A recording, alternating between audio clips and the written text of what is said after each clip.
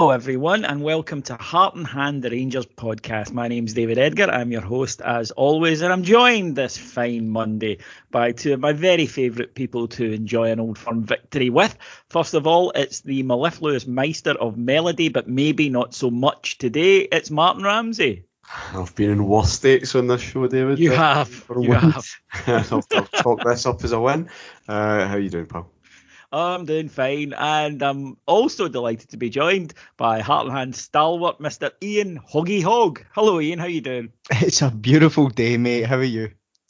Oh, I'm very good because, obviously, you can probably tell by the smug tone to all our voice listeners that Rangers ended the first stage of the season going into the international break with a 1-0 victory over Celtic at Ibrox yesterday. But that doesn't begin to tell the story of a match which even individually would have been good because, any victory over them is. But Martyn, coming how it did and when it did in the middle of such trying circumstances for the side makes it all that more sweet. Of course it does. It speaks to Rangers' Old Firm wins of the past. Backs against the wall, chips are down, etc., etc. 1-0 win. Big slamming header from a corner. That's really what you're after. It told us something new, I think, about this Rangers team. I don't think they've been in a situation quite like that and have responded quite like that before. Still, I think some way off our best in terms of quality football, fitness, everything else that we've spoken about over the last couple of weeks. But they showed something different, and quite often in this fixture, that's what you need. And we looked like champions, which is nice to see. Yeah, let's get right into it because there's a lot to talk about in terms of obviously us and some to talk about in terms of them because they will be our closest challengers for the title. Probably. So let's get into the match yesterday. Now, team news is always hotly anticipated before an Old Firm match, but yesterday there was an increased desperation yesterday to get the team news. I noticed I got to the ground pretty early yesterday, and it was just a sea of people checking their phones every 2 seconds or so, waiting to see if the team had been announced, and that was because of the circumstances. Obviously, Rangers had an issue with COVID through the week, and it meant that we were missing our captain, it meant that we were missing our manager, and it meant that we were missing various other players. A rumour went about that Nathan Patterson hadn't made it, which meant Leon Balogun coming in at right back. Now, I'll be honest and say I thought that's a worry because I think Leon Balogun's a good defender. I don't think he's been in great form this season, but he certainly isn't alone in that. But I honestly don't mind him as a centre-back. I don't think he's as good as Philip Helander, who we'll come to later. But as cover, more than happy with him. But he's not really built for right back. He goes in there as a fill-in, as an emergency. But yesterday, he was absolutely terrific. And to go in and put that sort of performance in that sort of match, I just thought was absolutely top class. We were all eagerly anticipating the team news, David, because we genuinely didn't know who was going to make it and who wasn't. It's been fairly guarded from Rangers, as it's been for the last wee while, and rightly so.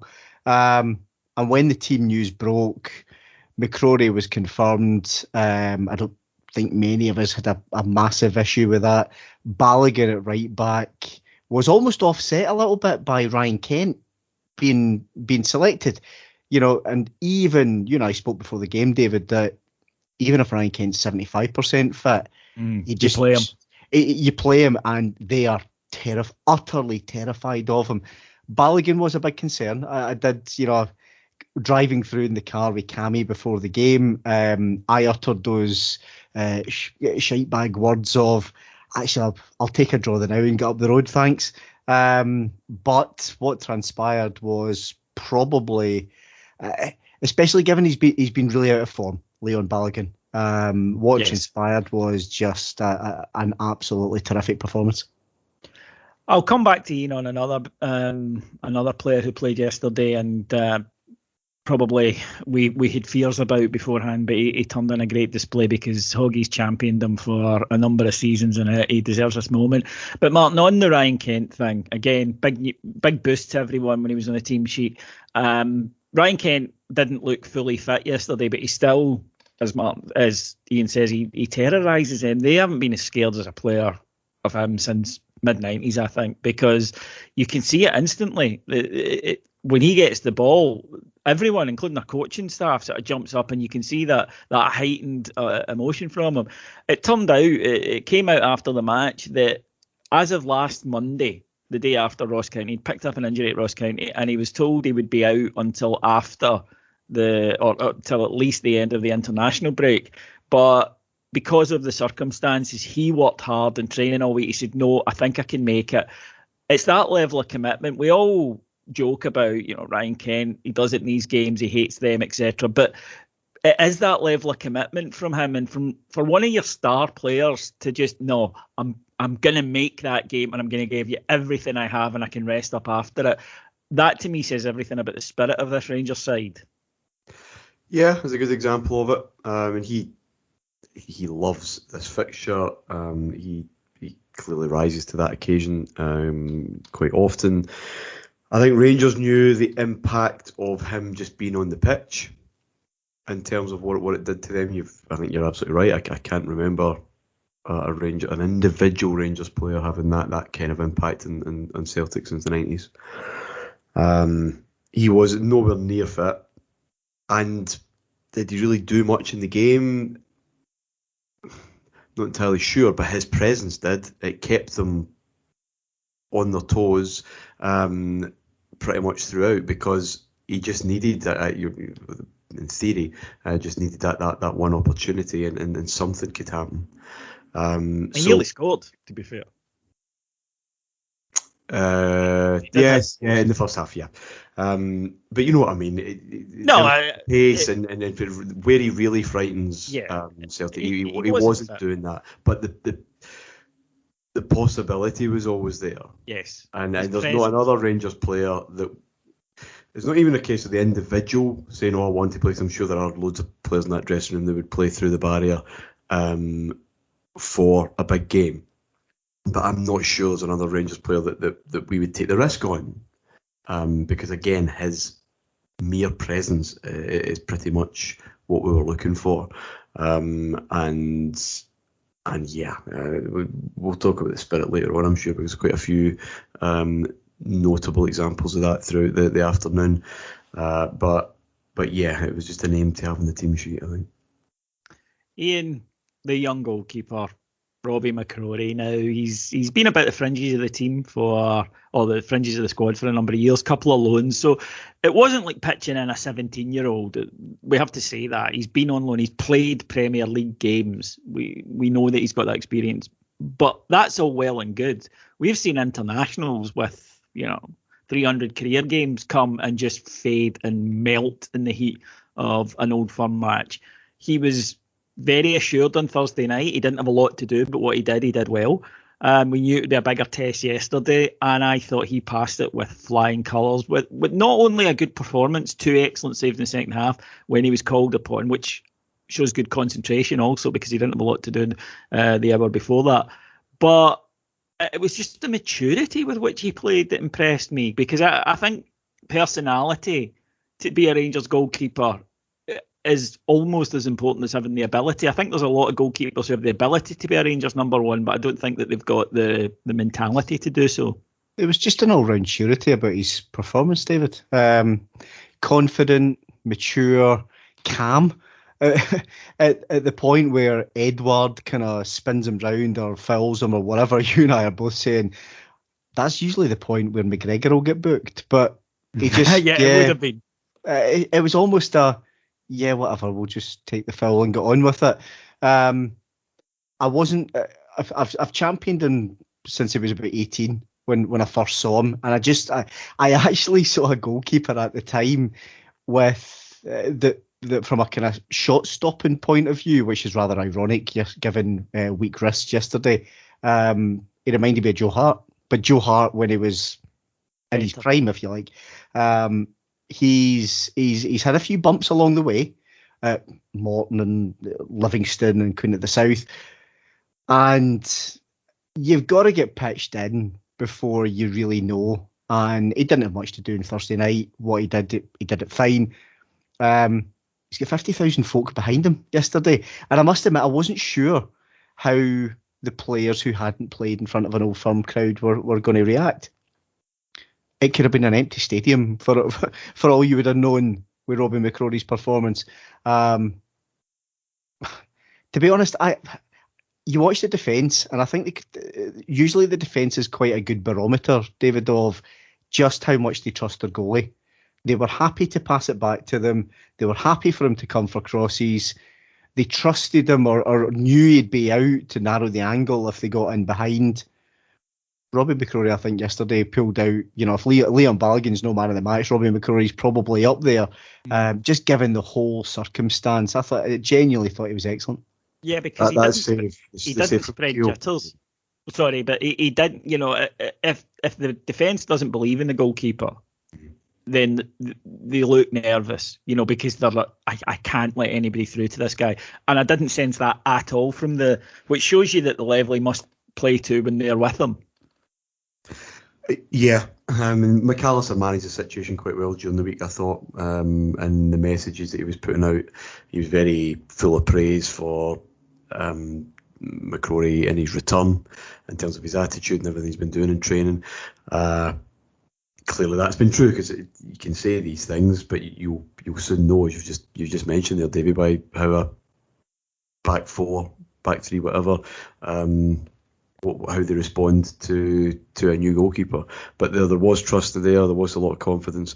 Didn't have a great deal to do until kind of later on, but the save from the save from Kyogo, I'm right behind the path of that ball. That's in. He's done everything right. His movement's intelligent. He's spun away, and that's in the bottom corner. And then, quite McGregor-esque actually, the leg just gets stuck out and deflects the ball away. It's a fantastic save, a really crucial moment, obviously. And yeah, he was superb when needed to be. Yeah, and I watched the game back this morning, Hoggy, and obviously your impressions of the game can change because your heart rate is through the roof, and it's only when you watch it back calmer, knowing the outcome, that I feel you can assess it properly. But for once, my at the game was pretty close to my afterwards, because I thought that the first half was fairly even. Rangers made a couple of good chances. Kent clipped the post. Alfie with a volley that was just over the bar. Celtic made a couple of good chances. One in particular, Edward has got to score. It is the best chance of the first half. But it looked like two evenly matched sides going at it. Rangers, though, 45-70, just stepped it up and just grabbed control of the midfield, which hadn't won the first half battle. You could argue it didn't lose it, but it certainly hadn't won it. Davis and Kamara just went up gears. The whole side did, but those two in particular dominated Celtic in the middle of the park. Suddenly it's Rangers that are making things happen, set pieces, etc. are happening, and Celtic are under pressure. After the goal, Celtic, of course, have to come back at us and push up and leave a bit of space, which I think a less tired Rangers team or with slightly different personnel would have taken a lot more advantage of. Made a couple of chances, that's going to happen. But Rangers saw it out, and in the end, really, after the Kyogo save, the save with the foot, I thought that, and I thought it at the time. I said to you at the time we were sitting together that I thought they don't believe now. They think that was the chance, and they honestly didn't make a chance in that remaining. I think it was about 10 or 11 minutes. Yeah, first half, second half, there was two very noticeably different game plans. First half was sit off them and let them have the ball in their defensive third and even into the middle of the park, and only then press on to them. There were one or 2 points in the first half where they maybe dallied on the ball, or depending who had it at the back for Celtic, we went after them. How many times did we see the likes of Ralston and Welsh being hunted down by 2 or 3 players? Second half, however, we came at the blocks, really, really at it, pressing them so high up the park. because I suspect, even though we had our 5.5 hour flight on Friday after getting a good night's sleep and a training session, all the rest of it, Celtic flew back straight after their game, which was very intense in Holland. Ours was pretty much walking pace, albeit in lunatic heat. But Celtic's game on Thursday night was really intense. They flew back, so they didn't get the great night's sleep and so on. And I think the second half, certainly that first kind of 25 minutes or so, that's all from, we think they're going to tire because we've let them have the ball in the first half, and they've done, apart from that one chance, they've done nothing with it. And we saw that, right from the off. We get a free kick from, pressing them. And it was, you could feel, it was, to steal one of, still probably a line out of Martin's book, it's like there was a kind of crescendo coming, and we talked about this, David, that there was chances, there was pressing, there was corners, and just the noise levels and the buzz were increasing. And yes, they had chances towards the end of the game, and it should have been far more comfortable because we absolutely dominated them in that second half.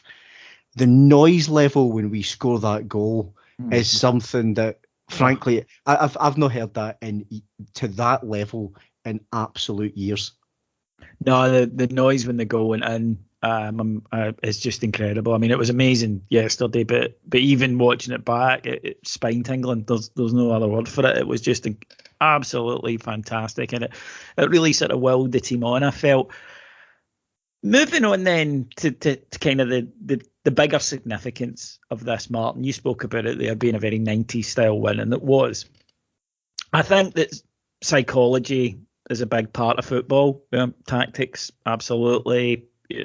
Having the talent is obviously the most important thing. But I think that this Rangers team believes that it is better than this Celtic team and that it's got them in its pocket. And I think the Celtic team believe that as well. And I was looking over the Celtic squad yesterday. The guys who were there during their peak period over us, most of them are away now. I was looking at the side, and the only ones I could think of really were McGregor, Rogic, who was in the subs bench, and the permanently injured Forrest. The rest haven't experienced that. All they really know is Rangers being either better than them or the champions.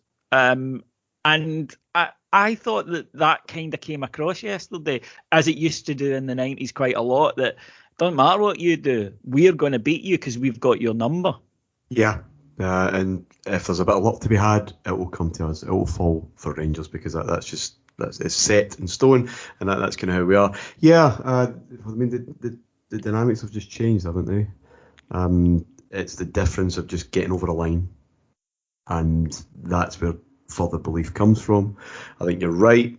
I think we've talked about this recently in maybe another show, but sport is about how well you are at your worst, and when you're not in great form, because results can happen when you get a bit of momentum behind you and you're free flowing and everything's rosy, but it can't always be like that for a whole season. So what can you do at your worst? I'm not saying Rangers were at their worst, but it's clearly not been a great week. No. And it's been a difficult month overall. Taking the recent COVID issue aside, it's not exactly a Rangers team full flown in terms of confidence and form. But you're absolutely right. It's a kind of class is permanent thing, and just knowing that dig in here, put the foot down here, that they will manage a game better. Celtic had a lot of work to do in a short space of time because the recruitment was a shambles. We've been over all that, and yeah, scoring lots of goals clearly will help confidence, but eventually that's going to have to come up to a bigger test, and it did. And I was expecting, I'm sure we all were really, that first 20 minutes is going to be right. Just weather this because they'll do what they've kind of done all season so far, which is just keep away. Exactly. I thought they were a bit timid. I thought they were a wee bit caught between the two stools, a wee bit. And that's... They've been beating up some wee kids recently. And they Yeah, they've just kind of turned round to something far bigger. And I think the occasion, the importance of the game, the fact they know this is a good team, maybe out of form a wee bit, but still a good team. That's what they were, that's what the manager was saying before the game. I thought they didn't believe. And you're absolutely right. You need the players, you need the right players, and you need to be set up properly and have an intelligent plan. The last thing that's required is the right mentality to execute the plan, to have the faith and the confidence and the positivity to go and do your job. And I don't think they quite had it when push came to shove yesterday. No, Ian, something that struck me is grading on a curve, and we all do it. It's impossible not to. The expectations for Rangers from Rangers fans this season were big, and I think because of that, the disappointment of finally losing a league game, Champions League exit, the slow start overall has been magnified. And I would contrast that with Celtic. The expectations were pretty low. They made a very, very bad start, but then recovered with a couple of wins against draws, let's be honest. But still, knocking out Alkmaar was, they were maybe a bit fortunate with the Alkmaar finishing, but still they did knock them out. But because the expectations were so low and they've exceeded those low expectations, it seemed to be that we'd gone into this match with people thinking that Celtic are doing great and Rangers are doing badly. Well, again, it's just by those standards, it's just by those comparisons. Whereas you actually looked at it, the teams had achieved exactly the same, sitting on the same points, all of that kind of thing. They had identical records. That to me suggested, well, there's a gap here. And I think yesterday you saw that. Of course you do. Rangers so far, so we're going into the international break, probably just about par-ish. We were going to have to go some really to get into the Champions League as it was. We've gone out to Malmo. We're all ridiculously disappointed by it, and rightly so.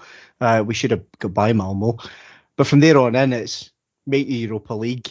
Yeah, set aside a league defeat because that's going to happen from time to time, and we all know that. It just hasn't happened for so long. And beat Celtic. So we're in the Europa League and we've beaten Celtic, and performances haven't been good. There's no hiding, no shying away from that. Celtic, you're right, were an absolute riot just a few weeks ago. They've had two cracking results, two big results at home against provincial sides. No big surprise, players get sent off and all the rest of it, and they ran riot. And it's all about up in their confidence. That confidence, I believe, got them by Azad's Alkmaar. And the way they were being talked about in the newspapers and punditry and all the rest of it was, this is Ange Ball, this is a Celtic team that's going to be up there with Pep Guardiola's Barcelona. And I think what we saw yesterday, and of course I'm biased, right, David? I get that, I know that. I don't think this current Celtic side, which is still in its infancy, I don't think it had really any more levels to go up yesterday. It may do in the coming months as they work together and train together and get to know each other that bit better. They might sign one or two players today and tomorrow. Don't know. But that squad's paper thin. We all know that because so many folk left. As Martyn said, there's hardly anyone left. And that squad, if it gets a couple of injuries, a couple of suspensions, it's paper thin and it's going to wobble. So at this point in time, I don't think Celtic have many levels to go. Rangers, on the other hand, we've been poor. No getting away from it. We've been really poor. Haven't started the season well. Got par in terms of results. And we saw yesterday, I think, we saw some new stuff yesterday. And we've learned stuff about this team that, guess what, they can play in front of full noisy crowds. And they can have been playing badly and turn it around, and whilst not playing at our best, grind out the result, get the result and dominate a match. We've got levels to go, David, and that for me is the main thing I'm taking out of yesterday. We dominated Celtic, who are at this moment in time not going up any levels. We have got probably 4 or 5 levels to go. That is the takeaway. We can be far better than that. I think the most impressive thing for me Start of the second half, right? I thought the first half was quite even, just in general. I know Celtic a lot more of the ball. We're quite happy for that. But, chances at either end and all that. All right, it's a bit cagier than any of us expected, I think. I think we all expected quite a few goals yesterday. And possibly thinking start the second half again, first 10, 15 minutes, let's just make sure, and then maybe the last 20, 25, let's go for them. But Rangers between minute 46 and 70, I thought was superb. Positive, dominant, changing the game, not waiting for them to kind of tire out. We'd maybe felt that they had tired out. We maybe felt that now's the time we go. We clearly have issues in terms of fitness at this minute. We're not quite calibrated yet. So it was using that wisely. And that 20, 25 minute spell, the start of the second half, clearly is what won the game because that's where the goal came from. But it was coming. It was just a far more impressive Rangers performance. It was something like the levels we saw last season. And that's what I took from it most, was that we went out in that second half to really take control. Happy enough in that passivity with the first half, but it was now time to go. Martin, I'll stay with you for this one. After the game, Gary McAllister spoke about set pieces and their importance, and especially at top level fixtures, especially in close matches, both the ability to defend and to execute them. And he singled Tom Culshaw and Michael Beale out for praise because they are the people responsible for it with Rangers. But then equally, I saw a fair bit of gurning on Twitter from Celtic fans who were saying, they got lucky with a set piece.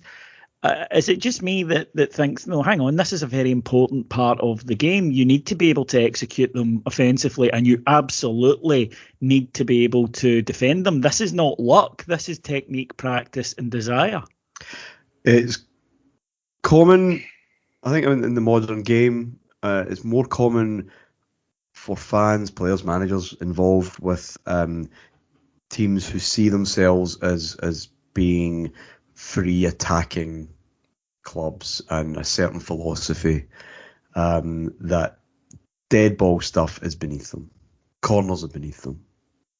It's got to be about open play, almost as if goals don't count unless there's been some kind of passing move involved. Even when Germany won the World Cup, Jogi Löw had to be kind of convinced in the last 16, I think, or just after that, we do actually need to practice this. This is a bit of a concern, and he did grudgingly, and it paid off. So it's not surprising that the Celtic support that has that in them anyway, that are buying heavily into the new manager, which we all do. But I have seen the word revolution being used quite a fair bit this week. I'd suggest that's a little premature. So yeah, the kind of dirty, stodgy, pragmatic stuff like the corners it's like dirt off their shoulder. But ironically, until last Sunday at Ross County, our set plays were dreadful. Everyone had spoken about that. Our corners were pretty poor. Really, really disappointing. Not beating the first man, so predictable. And you and I mentioned it last week in Dingwall, how different they looked and how better they looked. They were far more varied, far more of a threat, and obviously scored from one, but looked dangerous quite often. And clearly the same yesterday. A lot of work been done with that. Clearly a lot of that work is off the ball because, it's one person taking the corner and another person getting on the other end of it. But there's a lot of other work, subtle work. Aribo's run away, taking guys out, congesting that in front of Hart. And the delivery, the deeper delivery, was just perfect. And the header, I mean, I'm a bit old for having kind of heroes at Rangers. It really is for the youngsters, you know what I mean? Yeah. But he's as close as anyone in this Rangers team gets for me. I love Helander, and I was delighted to see him make the difference. But no, you're absolutely right. That is skill. It's practice. There's clearly a lot of preparation and a lot of thinking. and I'm happy for them to think of themselves above it forevermore. Yeah, I never got that. I got that vibe from Warburton, and I never understood it, Ian. When Warburton was here, that he seemed to just think that set pieces were just a matter of what will be kind of thing. And we all know, dominate possession, and then we'd lose 1-0 to a set piece. And then when he went to Forest, I saw the same thing. Now, he's doing well at QPR, so fair's fair. But it was almost as if that this was some ethereal thing that you had no control over whatsoever. And I never really understood that no, we'll still continue to spend our time practicing our attacking play, and we won't bother with defending. And I really got that Warburton vibe from Celtic yesterday, which is you'll hand it some right pastings and it'll look brilliant some days, and then there'll be other days where it just does not work whatsoever. It's the whole Cavalier myth, isn't it? Clubs like Celtic and maybe West Ham before David Moyes and maybe Newcastle, for example, want to play the entertainers. Yeah. They want to play this, or the fans demand the sparkling, entertaining football until they win fuck all, of course, and then they just want trophies. Whereas I've got, and you, David, you know this, I've got clubs like Rangers, Bayern Munich, Real Madrid, Juventus, all in the same bracket. Not from a kind of financial point of view, of course, but we're bastards. We want to win. We've grown up winning. We love it. We're addicted to it. And Celtic didn't play better than us yesterday. They didn't play champagne flowing football. Any time they got a break, bar that one for a hashy chance, they made an arse of it. And there was, I genuinely don't get it. I don't get the whole set pieces are beneath us, because how many games over the years, how many massive games, how many Champions League finals, Scottish Cup finals, title winners have there been that are headers? Oh, a tight game, especially when you've got two teams that are kind of evenly matched on the day. How many times is it a great delivery? And as Martin said, a lot goes into it, a lot more than just somebody gets their head on it. I hate to say this, right, because it was such a good delivery and it was such a good header. I hate to take anything away, but I would Don't you dare. Don't you dare. No one would have saved that. It was glorious. I mean, it's kind of sinful. McGregor would have saved it. McGregor would have saved it. I think Robbie McCrorie would have saved it. But what I will say, David, what I will say is, not long before that, Borna stuck a free kick into the wall, and you and I were groaning about it's Borna's deliveries again, and then he delivers that magnificent corner kick. Helander's not getting marked, which I find really amusing. Starfield, we can't get near him. It's deliberately. It's deliberately staged. That train. Yeah. What I really do like though, is Starfelt can't get off the ground because he's got too much of a handful of Connor Goldson's jersey. Mind that penalty that Kevin Clancy gave against Katic. It's wonderful. It's wonderful to see. I love a corner kick and a headed goal. It's almost, you've almost got a crowd that's just full of anticipation. It's almost a bit like a TAV free kick, if you like, last season, if there was a crowd there. It's just phenomenal. And then the noise, Martin, when it goes in, it's just that aircraft stuff. Yeah, it was just truly, truly special, and a great victory for us. Because, Martin, it has been a tough start to the season. I mentioned earlier we hadn't hit the expectations, and there are various reasons for it. Pre-season, COVID, injury, all of that. But what it did combine to was a very disappointing Champions League exit against a side that we felt we could and should beat. Obviously losing to Dundee United, but it clearly hasn't been a disaster. You know, we've got 9 points out of 12. We'd rather have 12, but still, we did make the Europa League. Poor performance over there. But the key aims of last week were get into the Europa League and beat Celtic.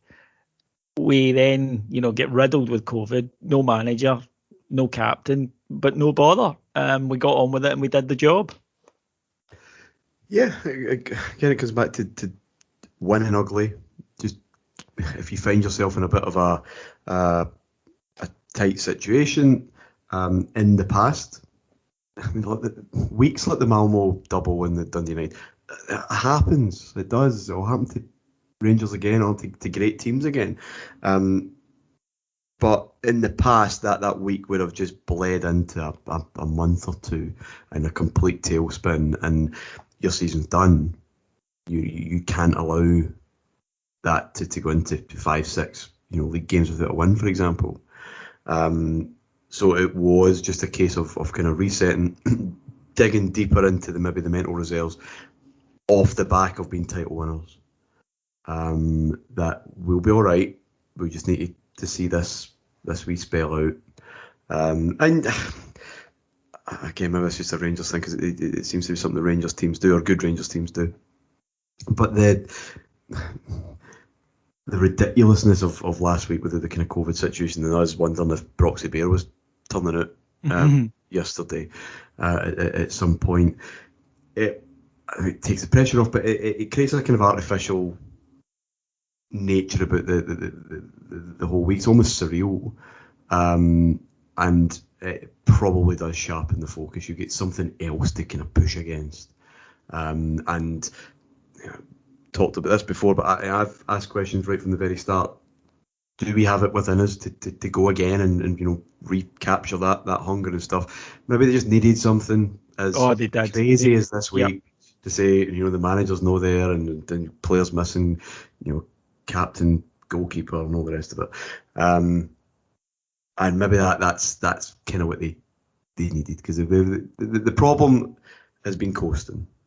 That felt like the problem, and that sloppy start to the season. And there was none of that yesterday.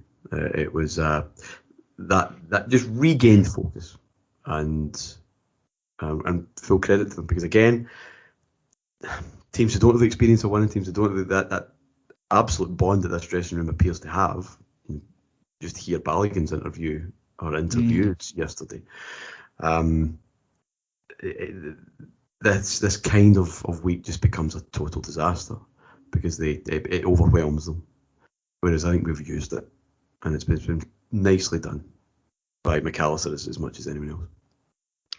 Yeah, Ian, something that Martyn mentioned there was the fact that we were kind of looking, I think, for a kickstart, and it kind of came maybe in an unexpected way, a backs to the wall situation, and then a great Old Firm win. But what this win has done with the international break coming up has bought the whole team time to go away and say, right, let's rest up, see where we are, analyse where we went wrong, which this Rangers team is good at. We saw, of course, with the COVID lockdown thing, and then come back a completely different side. I think that had they lost yesterday, then the next 2 weeks would have been brutal, because it's hellish when you lose a game and then you've a while to go before you can get back and kind of put it right. Whereas instead, what this team did was buy itself some breathing space to just gather its thoughts together, just get everything go, right, lads, okay, that's done now. Let's remember, we are champions. We proved it again. Let's go and play like that. Yeah, this is the whole squad's now get a chance, individually and collectively, David, or at least the ones that aren't flying off on international duty, to collectively say, do you know what, we're a good team, and we can switch, and we can get a tune out of ourselves and all the rest of it. And they are an exceptional side. We saw that last season, and like I said earlier, we've had all these things levelled at them, like can't play in front of a crowd. Well, we can. Are we going to be able to switch it back on? That was my concern. Well, we could. And now I really want each of those players, whether they're going away on international duty or not, to really reflect on that's your base level, if you like.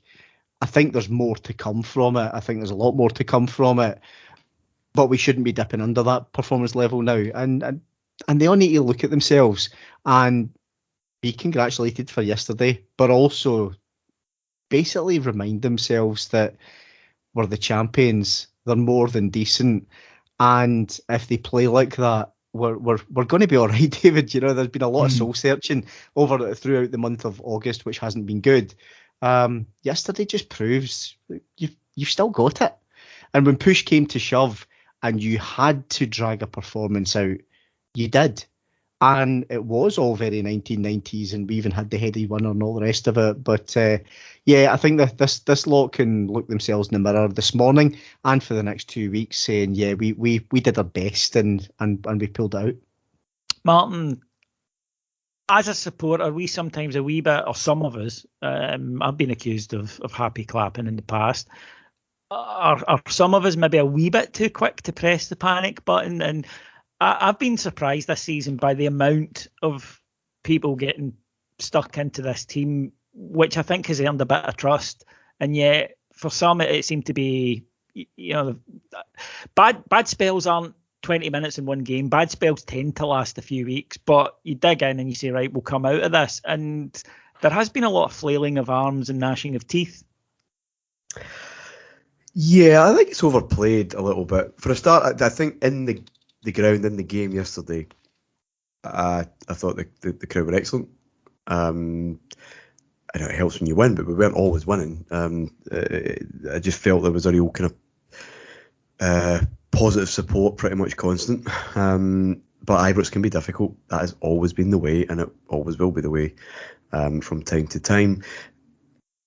But what are you talking on online and in the pub and whatever? Yeah, I think there probably is, right? But and in media, you know, there has been this sort of that Rangers had gone backwards and that was it. That, you know, forget about last season, forget about what they've showed in the past. That there's no way out of this. This is just now a terminal slump, and I never really got that impression.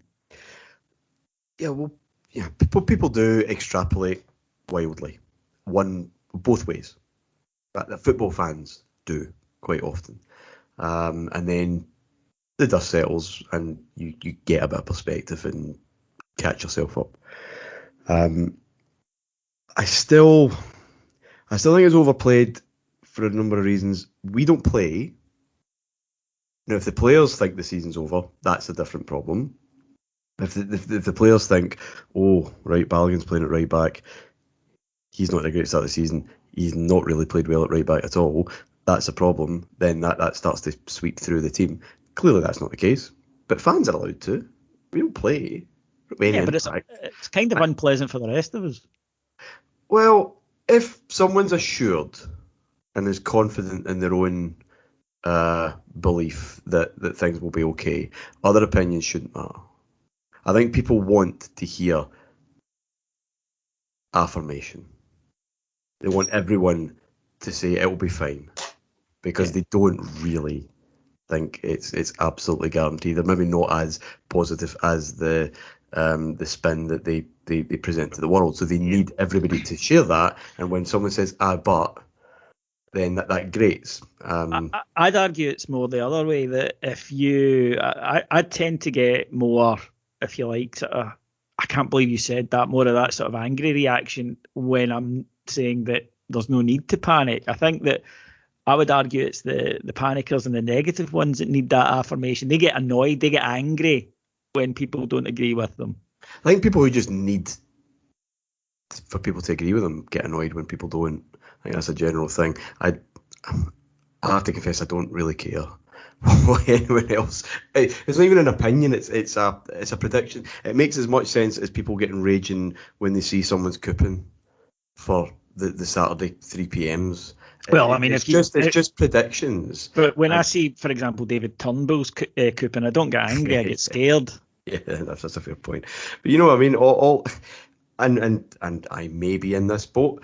Some people feel better when they can build up the catastrophe in advance, and they can only be pleasantly surprised after that. I am quite but again, it's just people's hopes and concerns, right? Amplified at both ends, because it's an important Sunday, it's an important game, and we're all dealing with the nerves because we don't play. We're invested so heavily in this thing, and we have no input into it.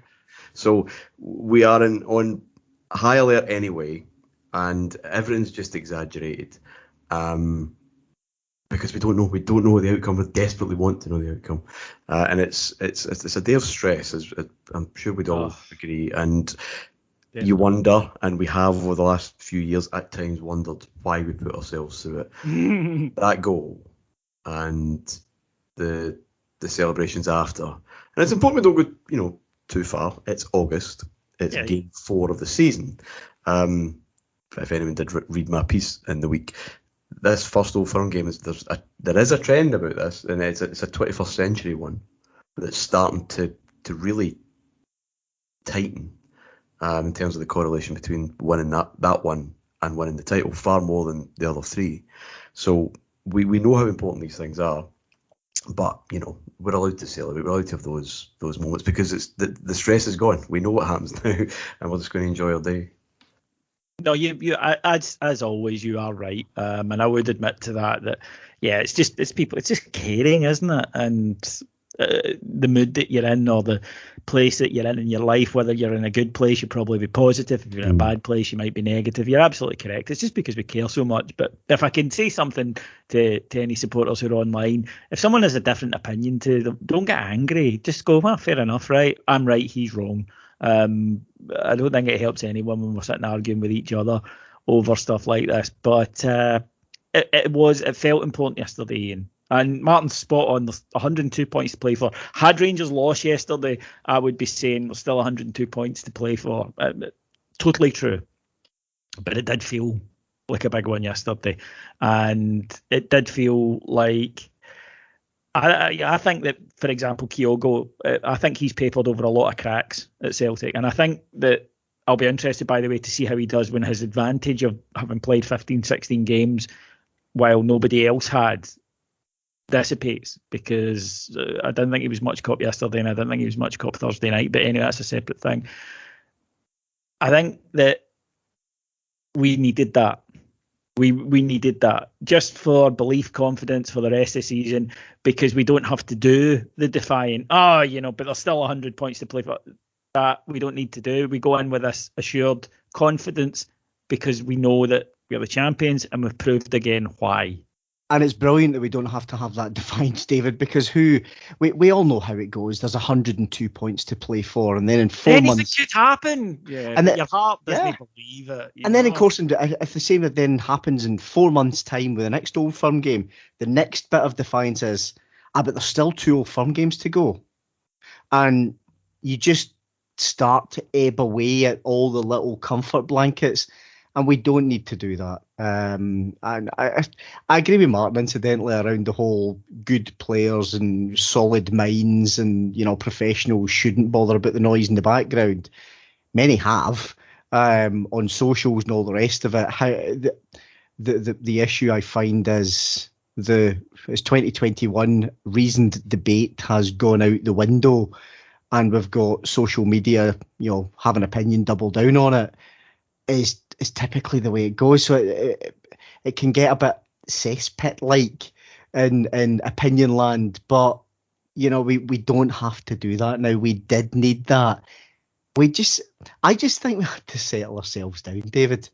We've had a poor start to the season after the incredible highs of last season. We're now settled. We've now got 2 weeks to reflect on it. Celtic have got 2 weeks to lick their wounds.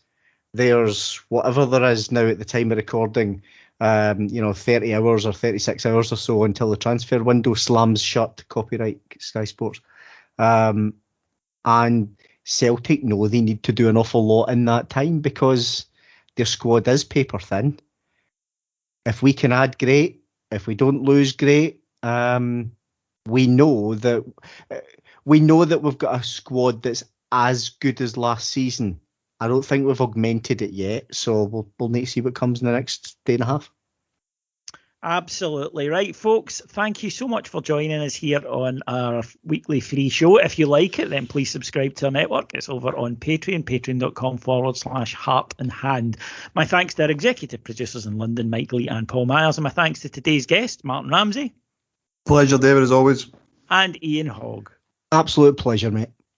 thank you everyone for listening. Cammy will be back with Heart and Hand Extra, not this week, but the following week, because obviously we've no game to preview this weekend. But we'll put something up next week. There will be something popping into your inbox. But as I say, come join us on Patreon. Thanks for listening.